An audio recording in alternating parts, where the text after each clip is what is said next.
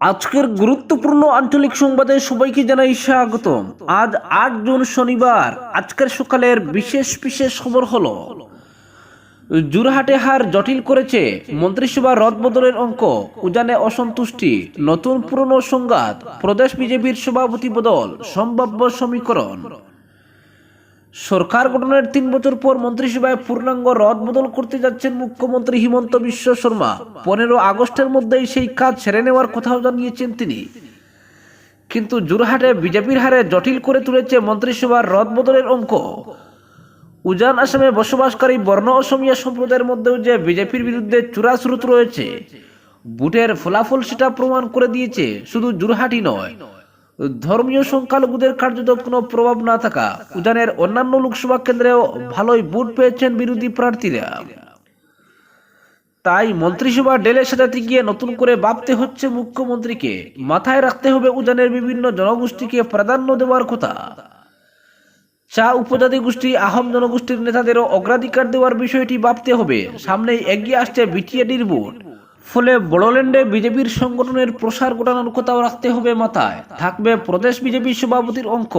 সবচেয়ে বড় বিষয়, ২৬-এর ভোটের আগে দলের নতুন পুরনো সংঘাত নিরসনের কথাও ভাবতে হবে। এইসব ফ্যাক্টর মাথায় রেখে মন্ত্রিসভা সম্প্রসারণ করতে হবে মুখ্যমন্ত্রীকে। পরিমল শুক্লবৈদ্য লোকসভায় নির্বাচিত হয়, বরাক উপত্যকার কোনো প্রতিনিধি নেই মন্ত্রিসভায়। মুখ্যমন্ত্রী অবশ্য করিমগঞ্জ জেলা থেকে কাউকে মন্ত্রিসভায় অন্তর্ভুক্ত করার ইঙ্গিত আগেই দিয়েছেন। সেই অনুযায়ী ধারণা করা হচ্ছে, পাথারকান্দির বিধায়ক কৃষ্ণেন্দু পলের মন্ত্রী হওয়ার সম্ভাবনাই প্রবল। লোকসভা ভোটে পাথারকান্দিতে দলকে বিশাল ভোটে এগিয়ে দিয়েছেন কৃষ্ণেন্দু। প্রশ্ন হচ্ছে, মন্ত্রিসভার বাকি দুটি শূন্য স্থানে কাদের অন্তর্ভুক্ত করা হবে? আহোম জনগোষ্ঠীর তথা থাওড়া কেন্দ্রের বিধায়ক সুশান্ত বরগুহাইয়ের মন্ত্রিসভায় স্থান পাওয়া নিয়ে চর্চা চলছিল, কিন্তু জোরহাটের ফলাফলে দেখা যাচ্ছে নিজের কেন্দ্রে বিফল হয়েছেন তিনি। ফলে আহোম জনগোষ্ঠীর প্রতিনিধি হিসেবে সদিয়ার বিধায়ক বলিন চেতিয়ার নাম সামনে এসেছে। পুরনো নেতাদের শান্ত করতে ডিব্রুগড়ের বিধায়ক সুশান্ত ফুকন স্থান পেতে পারেন মন্ত্রিসভায়, রয়েছে এমন এক সম্ভাবনাও। শোনিতপুর জেলার বিহালিতে উপনির্বাচনে পল্লব লোচন দাসের প্রার্থী হওয়া এক প্রকার নিশ্চিত। ফলে ২৬-এর প্রস্তুতির কথা ভেবে মন্ত্রিসভায় পল্লবকে নেওয়ার কথা ভাবতে পারেন মুখ্যমন্ত্রী। পাশাপাশি জল্পনা চলছে চন্দ্রমোহন পাটোয়ারিকেও সরিয়ে দিয়ে মন্ত্রিসভায় আরেকটি স্থান শূন্য করা হতে পারে। মন্ত্রিসভা থেকে বাদ দিয়ে চন্দ্রমোহন বিধানসভার অধ্যক্ষের পদে বসানোর সম্ভাবনা রয়েছে। রাজ্যসভায়ও পাঠানো হতে পারে। বিধানসভার বর্তমান অধ্যক্ষ বিশ্বজিৎ দৈমারিকে মন্ত্রিসভায় নেওয়ার এক সমীকরণও রয়েছে। ২৫-এর শেষে স্বশাসিত পরিষদের ভোট রয়েছে বিটিএডিতে। বড়োল্যান্ডেও সাংগঠনিক শক্তির বিস্তার করতে মরিয়া বিজেপি। ফলে বড়োল্যান্ডের বিজেপি প্রতিনিধি হিসেবে বিশ্বজিৎকে মন্ত্রিসভায় নিয়ে সেই কাজে হাত দিতে পারেন মুখ্যমন্ত্রী। তাছাড়া প্রদেশ বিজেপি সভাপতি পদে কার্যকাল শেষ হচ্ছে ভবেশ কলিতার। তার কার্যকাল আর বৃদ্ধি না করার পক্ষেই রয়েছে গরিষ্ঠ সংখ্যক নেতা। ভবেশের বদলে উজান আসামের আহোম কিংবা অন্য জনগোষ্ঠীর নেতাকে সভাপতির পদে বসানোর এক চর্চাও রয়েছে। মন্ত্রিসভা থেকে সরিয়ে যোগেন মোহনকে সভাপতি পদে বসানোর সম্ভাবনা লোকসভা ভোটের আগে থেকেই শোনা যাচ্ছে। শেষ পর্যন্ত মুখ্যমন্ত্রী সেই সিদ্ধান্ত নিলে মন্ত্রিসভায় অন্তর্ভুক্ত হতে পারেন ভবেশ কলিতা। ফলে বিভিন্ন সমীকরণ মিলিয়েই মন্ত্রিসভার রদবদল করতে হবে মুখ্যমন্ত্রীকে। অপরদিকে যাকে তাকে টিকিট দিলে হবে না, সাংসদ হয়ে বার্তা পরিমলের। দোলাইয়ে উপনির্বাচন ঘিরে উত্তপ্ত রাজনৈতিক হাওয়া শাসক শিবিরে। লোকসভা নির্বাচনের পরপরই দোলাইয়ে উপনির্বাচন হবে বলে বিজেপির প্রার্থিত্ব প্রত্যাশীদের দৌড়ঝাঁপ শুরু হয়ে যায়। বহু প্রত্যাশী ইতিমধ্যে ময়দানে চষে বেড়াচ্ছেন। তা মেনে নিতে পারছেন না পরিমল শুক্লবৈদ্য। সাংসদ নির্বাচিত হয়ে তার স্পষ্ট বার্তা, ধলাই উপনির্বাচনে যাকে তাকে টিকিট দিলে হবে না। দোলাইয়ের ৩ মন্ডল সভাপতির মতামত নিয়ে যোগ্য ব্যক্তিকে টিকিট দিতে হবে, না হলে দোলাইয়ের দুর্গ রক্ষা করা যাবে না। এ প্রসঙ্গে তার স্পষ্ট বক্তব্য, যোগ্যতার নিরিখে তার সহধর্মিনী বা ছেলেও কম নন। লোকসভা নির্বাচনে এবার শিলচরে প্রায় ২.৬৪ লক্ষ ভোটে জয়ী হয়ে সাংসদ নির্বাচিত হয়েছেন পরিমল শুক্লবৈদ্য। রাজ্য রাজনীতি থেকে এখন জাতীয় রাজনীতির অঙ্গনে যাচ্ছেন তিনি। সেজন্য বৃহস্পতিবার দোলাইয়ের ৩ মণ্ডলে তাকে সংবর্ধনা দেওয়া হয়। সেসব সভায় উপনির্বাচনে দলীয় প্রার্থিত্ব প্রত্যাশীর দৌড়ঝাঁপ নিয়ে উষ্মা প্রকাশ করেন তিনি। এক সময় সুর চড়িয়ে সাংসদ পরিমল শুক্লবৈদ্য। ধলাইয়ে দলের উত্থানের ইতিবৃত্ত টেনে বলেন, টানা 4 দশকে ধলাইয়ে বিজেপিকে আজকের অবস্থানে নিয়ে এসেছেন। সাজানো এই বাগানে যে কেউ দলের টিকিট নিয়ে আসলে হবে না। এদিন পরিমল শুক্লবৈদ্য পরিষ্কার ভাষায় জানিয়ে দেন, এখনো লোকসভা নির্বাচনের গন্ধ যায়নি। এরই মধ্যে ধলাইয়ে উপনির্বাচনে দলীয় প্রার্থী চয়নে মাঠে নেমে পড়েছেন কিছু স্বঘোষিত নেতা। যাকে তাকে দলীয় টিকিট দিতে মাঠে নেমে পড়েছেন সেই নেতারা।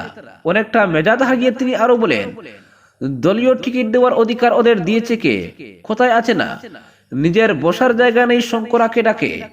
প্রসঙ্গক্রমে তিনি জানিয়ে রাখেন যে ধলাইয়ে বিজেপির উর্বর জমি বানাতে দীর্ঘ বছর অক্লান্ত পরিশ্রম করতে হয়েছে।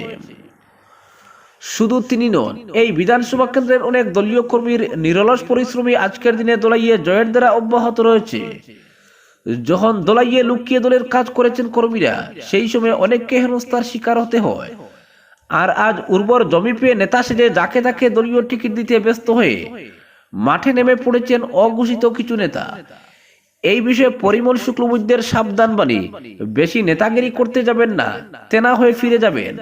যদি কেউ মনে করে থাকেন পরিমল শুক্লবৈদ্য দিল্লি চলে গেছেন, তাই ধলাই তো খোলা ময়দান, যেমন খুশি ময়দানে খেলা যাবে। যদি কেউ এটা মনে করেন তাহলে ওরা মূর্খের স্বর্গে বাস করছেন। তিনি এও বলেন, যতদিন বেঁচে থাকবেন ততদিন ধলাইকে উন্মুক্ত বিচরণভূমি বানাতে দেবেন না।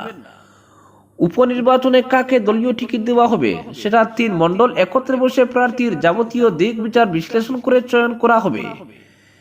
এ নিয়ে অঘোষিত নেতা বা নেতাদের মাথা ঘামানোর কিছু নেই। সেই অঘোষিত নেতা বা নেতারা বলতে কাকে বা কাদের উদ্দেশ্য করে বলছেন তা অবশ্য স্পষ্ট নয়। বিষয়টি নিয়ে এখন দলের অন্দরে জোর জল্পনা কল্পনা শুরু হয়েছে। অপরদিকে মধুরবন্দি গ্রামে নৌকাডুবি ঘটনায় মৃতদের পরিবারের খোঁজ নিলেন প্রাক্তন বিধায়ক আমিনুল। দক্ষিণ মোহনপুর জিপির মধুরবন্দি গ্রামে নৌকাডুবির ঘটনায় মৃত্যু হওয়া 6 পরিবারের সদস্যদের সঙ্গে দেখা করে সান্ত্বনা ও সমবেদনা জ্ঞাপন করলেন কংগ্রেস নেতা তথা সোনার প্রাক্তন বিধায়ক আমিনুল হক লস্কর। শুক্রবার মধুরবন্দি গ্রামে পৌঁছে 6 অবাঘার পরিবার পরিজনের সঙ্গে দেখা করেন। আমিনুল হক লস্কর নিহতদের পরিবারের সদস্যদের পাশে থেকে আগামীতে যাবতীয় সাহায্য ও সহযোগিতা করার আশ্বাস দেন। গত সোমবার যখন এই অভিশপ্ত ঘটনাটি ঘটেছিল, তখন কংগ্রেস নেতা আমিনুল হক লস্কর এটা শুনে ঘটনাস্থলে উপস্থিত হয়েছিলেন। তবে তখন ভালো করে মৃতের পরিবারের সদস্যদের সঙ্গে সুবিধাজনক পরিস্থিতিতে কথা বলতে পারেননি। তাই শুক্রবার সময় নিয়ে সৌজন্যমূলক খোঁজখবর নিতে মধুরবন্দি গ্রামে আমিনুল হক লস্কর পৌঁছান।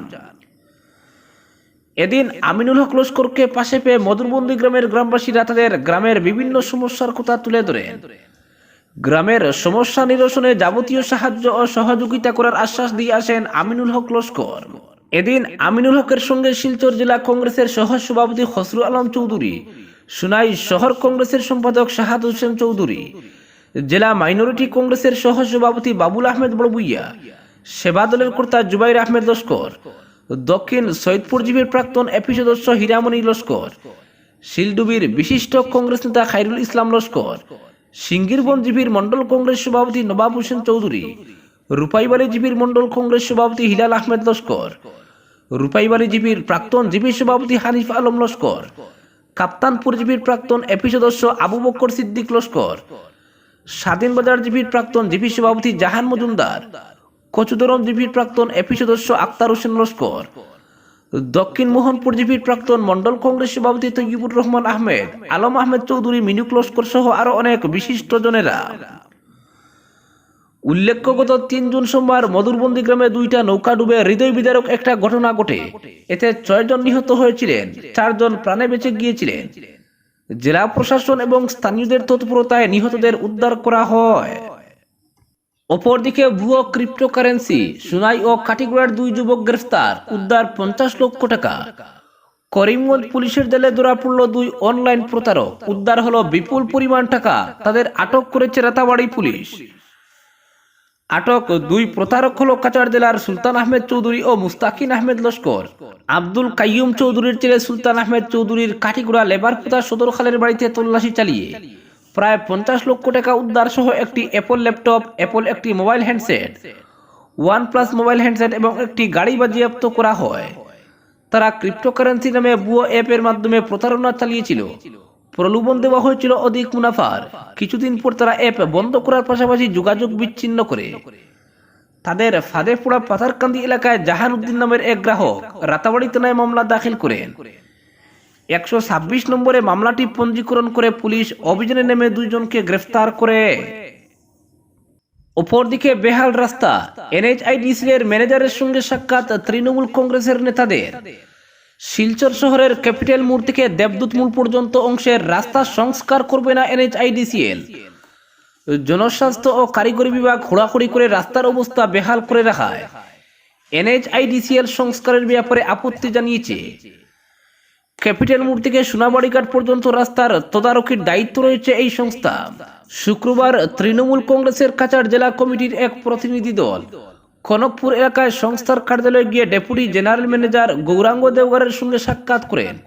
প্রতিনিধিরা রাস্তাটি সংস্কারের দাবি জানালে তাদের কাছে এ নিয়ে অপারগতার কথা তুলে ধরেন দেওগারে।